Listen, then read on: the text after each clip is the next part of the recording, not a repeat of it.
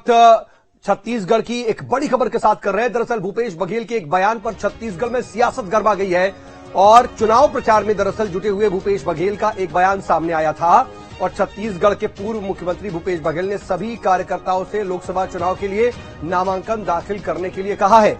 उन्होंने कहा है कि अगर एक सीट से 375 से अधिक प्रत्याशी हुए तो वहां पर चुनाव ईवीएम की जगह बैलेट पेपर से होगा। ऐसे में कांग्रेस के जीत निश्चित है। दरअसल पाटन विधानसभा के आमालोरी गांव में मंगलवार को कांग्रेस का कार्यकर्ता सम्मेलन था, जिसमें शामिल होने के लिए राजनांदगांव से लोकसभा प्रत्याशी भूपेश बघेल भी पहुंचे थे। वहां पर उन्होंने ईवीएम पर फिर से सवाल उठाए और कहा कि इस बार लोकसभा चुनाव ईवीएम से नहीं होने देना चाहते हैं। बैलेट पेपर से चुनाव हुआ तो बीजेपी की असलियत सामने आ जाएगी। इस दौरान पूर्व सीएम बघेल ने कार्यकर्ताओं को लोकसभा चुनाव के नियम भी बताए। उन्होंने कहा कि अगर नाम वापसी के बाद 375 कैंडिडेट मैदान में रह गए तो निर्वाचन आयोग, इसीलिए आप सभी लोग चुनाव मैदान में फॉर्म भर दीजिए। ऐसा करें तो सभी जगह 375 से ज्यादा प्रत्याशी नाम वापसी के बाद रहें, ऐसी कोशिश करें जिससे वहां पर ईवीएम से नहीं बल्कि बैलेट पेपर से चुनाव हो।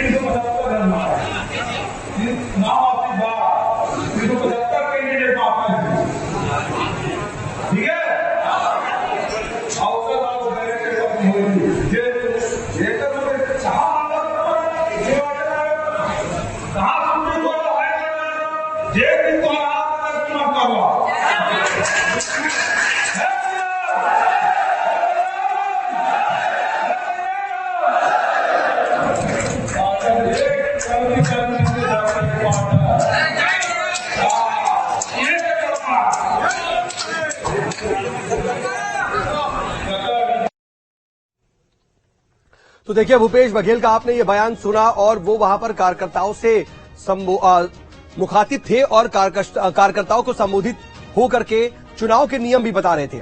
लेकिन भूपेश बघेल ने जो नियम बताया, जो बातें कही, उसको लेकर के अब छत्तीसगढ़ की सियासत गरमा गई है। बघेल ने कार्यकर्ताओं को चुनाव के नियम बताए, कहा कि एक सीट पर 375 उम्मीदवार हो गए तो फिर बैलेट पेपर से चुनाव आयोग को चुनाव कराना पड़ेगा।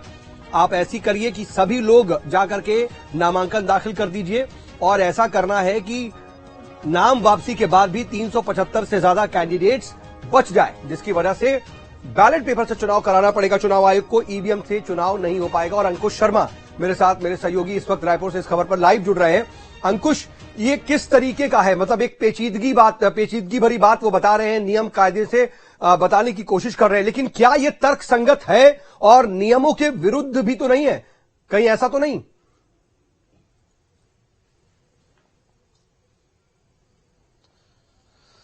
देखिए, छत्तीसगढ़ के पूर्व मुख्यमंत्री हैं भूपेश बघेल और सरकार में रहे हैं, तो नियम कानूनों की अगर बात करें तो उनके पास नॉलेज है। दूसरी बात यह है कि उनके पास एक अच्छी टीम है जो उनके साथ रहकर काम करती है।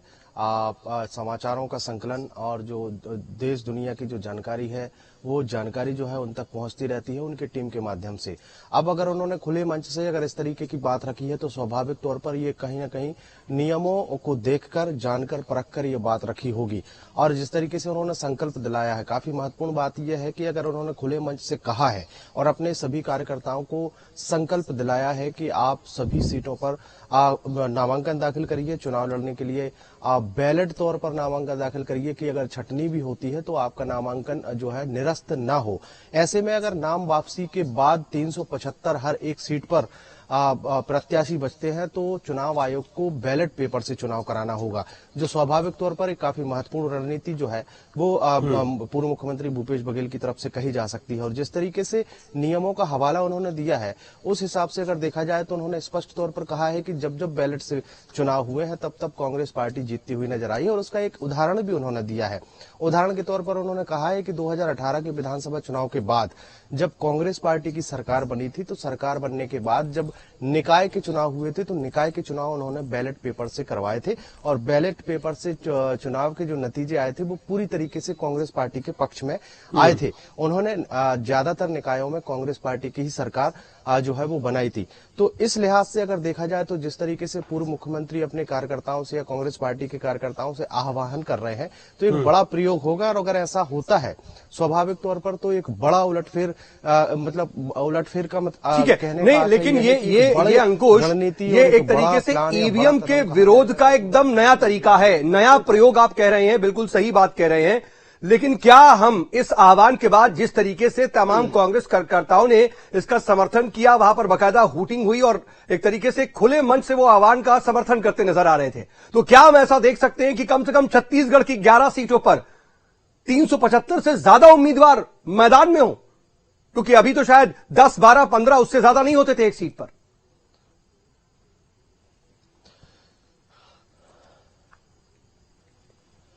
देखिए, जिस तरीके से पूर्व मुख्यमंत्री भूपेश बघेल ने आह्वान किया है उस हिसाब से अगर देखा जाए तो कांग्रेस पार्टी की एक टीम इस पूरे काम में जुट गई है। और नामांकन वापसी के ठीक पहले तक कांग्रेस पार्टी के कार्यकर्ता नामांकन दाखिल करते हुए नजर आ सकते हैं। तो ये अपने आप में एक अनोखी और एक अनूठा प्रयोग कहा जा सकता है। और जिस तरीके से पूर्व मुख्यमंत्री ने नियमों का जो पाठ जो पढ़ाया है कार्यकर्ताओं को, उस प्रयोग को किया जा सकता है। क्योंकि चुनाव लड़ना या चुनाव ना लड़ना ये अलग विषय है, लेकिन उस हर एक पर्टिकुलर सीट पर 375 से ज्यादा प्रत्याशी बना देना ये अपने आप में काफी महत्वपूर्ण बात रहेगी। अब चूंकि पूर्व मुख्यमंत्री ने अगर ये बात कही है तो काफी सोच विचार कर उन्होंने ये आह्वान किया होगा और कांग्रेस पार्टी की पुरजोर कोशिश होगी कि इस तरीके का कदम उठाया जाए। ठीक है, लेकिन सियासी गलियारों में इसको लेकर क्या हलचल है? बीजेपी की क्या प्रतिक्रिया है? इस पर कोई काट है क्या सामने जो विपक्षी दल है, विरोधी दल है?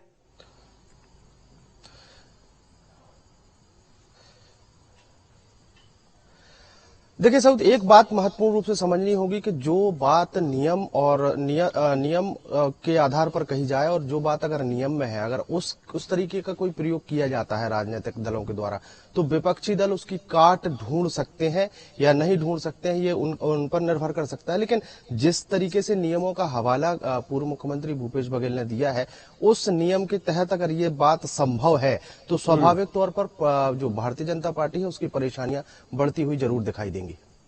ठीक है, लेकिन इसको किस तरीके से देखा जाए ये और छत्तीसगढ़ में इसका क्या असर हो सकता है, जरा इसको बताएं। क्योंकि सियासी गलियारों में भी जाहिर सी बात है ये जो बयान है वो चर्चा का विषय बना हुआ है।